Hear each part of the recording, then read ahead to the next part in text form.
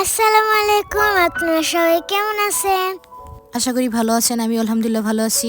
আমার আজকের রেসিপি হচ্ছে লাউ দিয়ে ইলিশ মাছের মাথা দিয়ে জাল জাল তরকারি।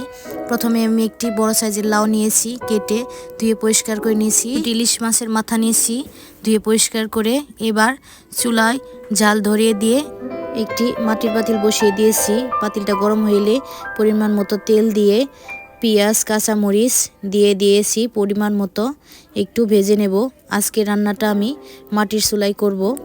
লাউটা আমি ঝাল ঝাল করে রান্না করব, তাই কাঁচামরিচটা একটু বেশি দিয়েছি। আপনারা চাইলে কম করে দিতে পারেন, সমস্যা নেই। এবার কেটে ধুয়ে রাখা ইলিশ মাছের মাথা দিয়ে দিব, দিয়ে হালকা একটু ভেজে নেব।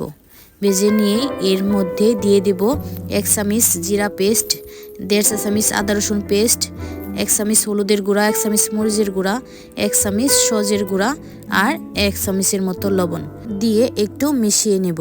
মেশানো হয়ে গেলে সামান্য পরিমাণে একটু পানি দেব, বেশি দেব না, দিয়ে কষিয়ে নেব।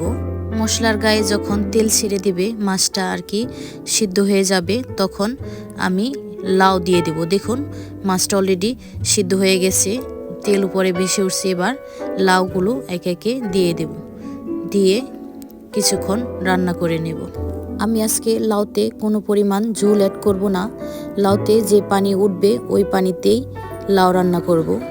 আমার ভিডিওটি যে যেখান থেকে দেখতেছেন অসংখ্য ধন্যবাদ পুরো ভিডিওটি দেখার জন্য। এরকম আর নতুন নতুন ভিডিও পেতে আমার চ্যানেলটি সাবস্ক্রাইব করে রাখবেন। আমার রান্না শেষ, 1 চামচ গরম মশলা দিয়েই নামিয়ে নিয়েছি। ভিডিওটি দেখার জন্য ধন্যবাদ। আল্লাহ হাফেজ।